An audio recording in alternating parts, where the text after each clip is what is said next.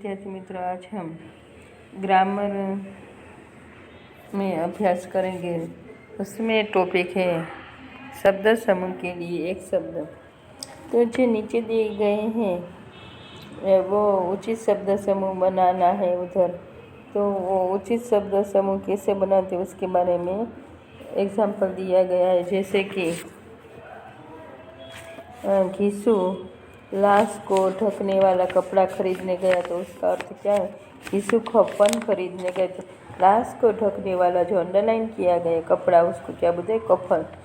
दूसरा है जहाँ धरती और आकाश मिलते हैं उस जगह को देखो, तो उसको क्या बोलते हैं? क्षितिज। जो को क्षितिज को देखो, तो दोनों का अर्थ एक ही है। जो ये शब्द समूह है उसके बारे में, जो जहाँ धरती और आकाश मिलते हैं उस जगह, तो उसको क्या बोलते हैं? क्षितिज। यानी एक शब्द में उसका आंसर लिखना है। जिन्हें हम छूने योग्य नहीं समझते, तो उसमें क्या है? वे लोग तो भी तो मनुष्य हैं।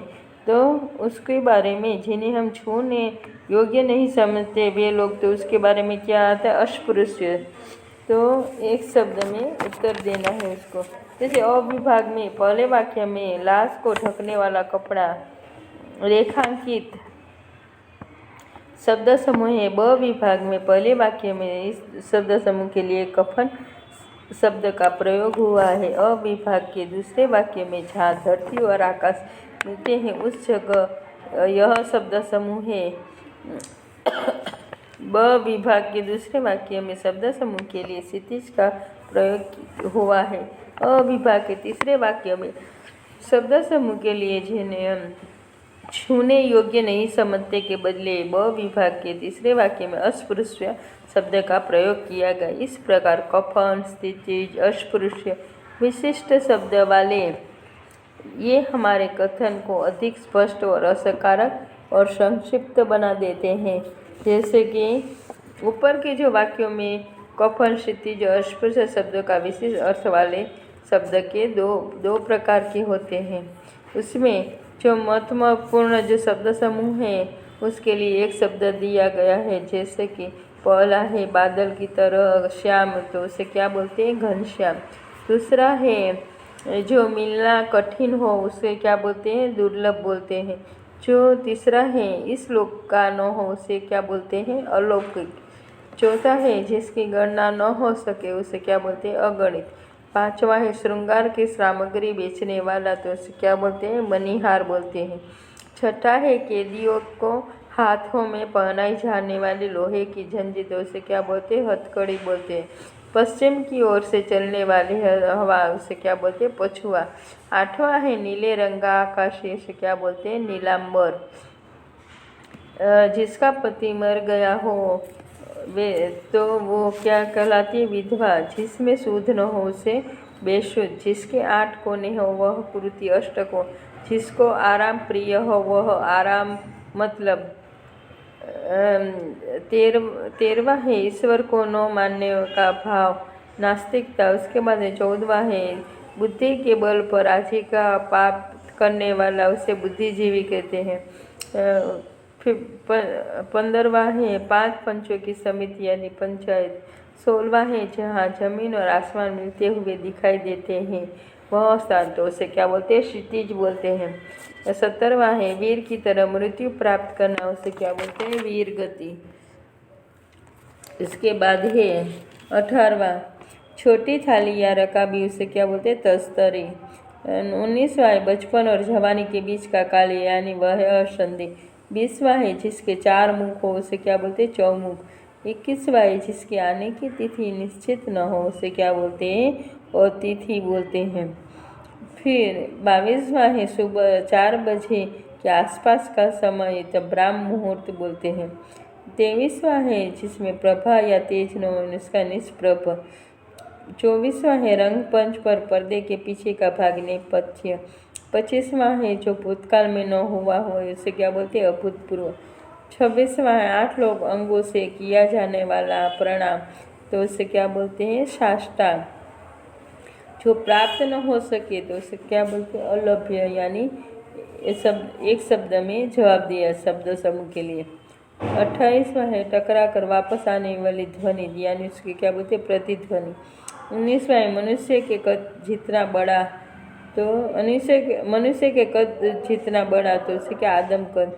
30वां है चित्र में रंग भरने की कुची, यानी उसे क्या बोलते हैं, तुलिका।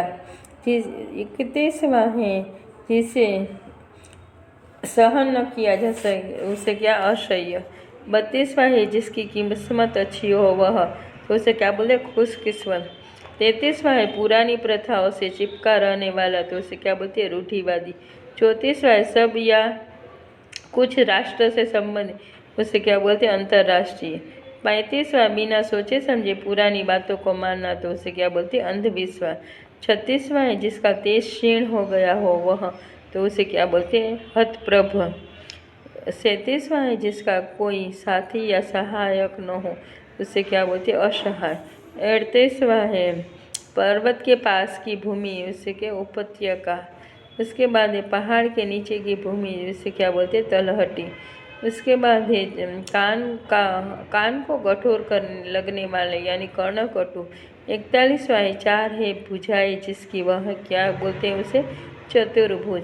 42वां है भूख बढ़ाने वाली, यानी शुद्धावर्धक। दुख भरी चीज को क्या बोलते हैं, आतरनाद। यमुना नदी का किनारा, कालिंदी कुल। जो भूखा से मर रहा है, उसे क्या बोलते हैं, मर भूखा। 46वां है कुल का नाश करने वाले, यानी कुलनाशी। उसके बाद है पीछे पीछे चलना, यानी अनुसरण। उसके बाद है वृक्षों झाड़ियों का समूह, यानी झुरमुट। इसके बाद है हवा के तेज चलने से होने वाली आवाज़, जिससे क्या है, हहराना। उसके बाद है अदालत में पैरवी करने का अधिकार, यानी वकालत। उसके बाद है सैर सपाटा करने के शौकीन, यानी सैलानी। इसके बाद है बहुत समय तक जीवित रहने वाला, यानी चिरंजीवी। उसके बाद है आयुर्वेदिक चिकित्सक, उसे क्या बोलते हैं, वैद्य। અને मन को लुभाने वाली, उसे क्या बोलते हैं, हृदय हारिणी। उसके बाद हम मुहावरे देखेंगे, जैसे दीर्घकाल या व्यवहार को आने वाली भाषा में विशेषताएं अपने आप आ जाती, भावों की अभिव्यक्ति कलात्मक रूप से लेती है, बात कहने का ढंग आकर्षक बन जाता है, भाषा में मुहावरों का समावेश इसी प्रकार की एक विशेषता है। मुहावरों का महत्व, तो मुहावरों का समुचित प्रयोग से भाषा की सुंदरता, कलात्मकता बढ़ जाती है। मुहावरों का सटीक प्रयोग भाषा को जानदार बना देता है। मुहावरेदार भाषा अधिक मार्मिक होती है। तो मुहावरा क्या है, हमें होता है कि मुहावरा क्या है, तो जब कोई शब्द समूह अपने मूल या सामान्य अर्थ को छोड़कर किसी विशिष्ट या लाक्षणिक अर्थ में प्रचलित हो जाता है, तो उसे मुहावरा कहते हैं। मुहावरों में प्रायः शरीर के अंगों, प्राकृतिक वस्तुओं तथा अन्य पदार्थों का उल्लेख होता है। ऊपरी तौर पर इनका अर्थ अटपटा और निरर्थक प्रतीत होता है, परंतु इनसे जो सांकेतिक अर्थ निकलता है वह महत्वपूर्ण होता है।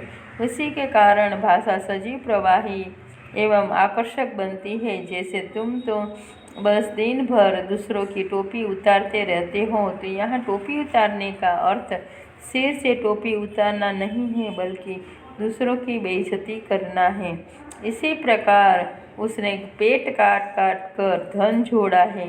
वाक्य में काटने का अर्थ सामान्य शब्द का प्रयोग, काटने शब्द का प्रयोग सामान्य अर्थ में नहीं हुआ है। यहाँ पेट काटने का मतलब है बहुत कंजूसी करके या मुश्किल से। तो तुलनात्मक यहाँ पर कुछ मुहावरे दिए गए हैं, जैसे कि पहला है, गुंडे को पकड़ने में पुलिस को बहुत कठिनाई हुई, तो उसका मुहावरे का प्रयोग करते हैं कि गुंडे को पकड़ने में पुलिस को पसीना आ गया।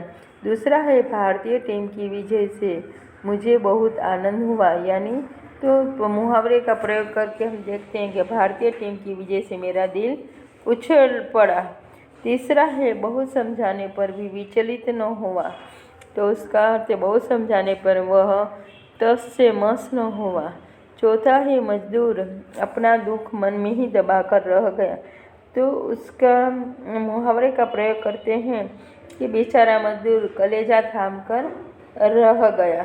5वां है बेटे के बारे में शिकायत सुनकर पिता को बहुत क्रोध आया। तो मुहावरे का प्रयोग करके उसमें बेटे के बारे में शिकायत सुनकर पिता के माथे पर बल पड़ गया। तो यहाँ मुहावरे का प्रयोग हुआ है। मुहावरे का सार्थक वाक्यों में प्रयोग, तो उसका मुहावरे का वाक्यों में प्रयोग करते समय उनसे उचित सूचित होने वाले अर्थ को भली भांति समझ लेना चाहिए। तो नीचे कुछ वाक्य दिए गए, जैसे वह लड़कियां बेचकर अपना पेट भरता था। दूसरा है अब तुमने गाली दी है तो तुम्हारा जबान खींच लूँगा। तीसरा है बात न बनाओ अपनी गलती स्वीकार कर लो। पहले वाक्य में पेट भरता था यानी पेट भरना का मुहावरे का प्रयोग करेंगे। पेट भरना मुहावरे का अर्थ है भोजन करना या ठूस ठूस का खाना नहीं बल्कि गुजारा करना या निर्वाह करना है। दूसरे वाक्य में जबान खींच लूँगा में जुबान खींचना मुहावरे का प्रयोग किया गया है, जहाँ जबान खींचने का अर्थ जीभ को मुंह से खींच लेना नहीं है। इसका भाव यह है कि यदि सामने वाली व्यक्ति ने फिर गाली दी तो उसे कड़ा दंड दिया जाएगा। इस प्रकार जबान खींचना मुहावरा कड़े दंड का सूचक है। तीसरे वाक्य में बात न बनाओ शब्द समूह से बात बनाना मुहावरे का प्रयोग हुआ है। यहाँ बात बनाने का अर्थ बातें करना नहीं है। कभी कभी व्यक्ति अपनी भूल स्वीकार करने में के बजाय उसे छिपाने की कोशिश करता है। इसके लिए वह इधर उधर की बातें करने लगता है ताकि उसकी भूल की ओर से ध्यान हट जाए और वह साफ बच जाए। इसलिए यहाँ बात बनाना मुहावरे का अर्थ है घुमा फिरा कर बात को टालना या झूठी बातें करना। इसके बाद है मुहावरे का जो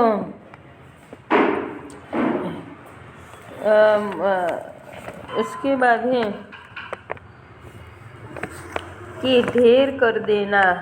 तो ढेर कर देना यानी उसका अर्थ क्या है, मार डालना। दूसरा है पो फटना यानी सवेरा होना।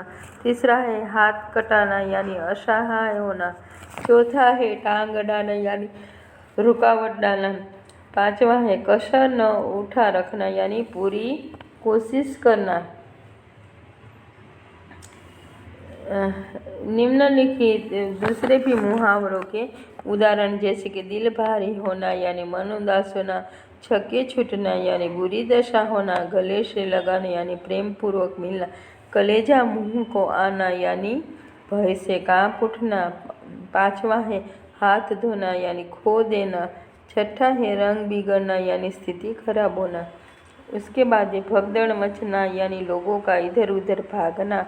8वां है तलवार की घाट उतारना यानी मार डालना। उसके बाद है तेवर बदलना यानी व्यवहार बदलना।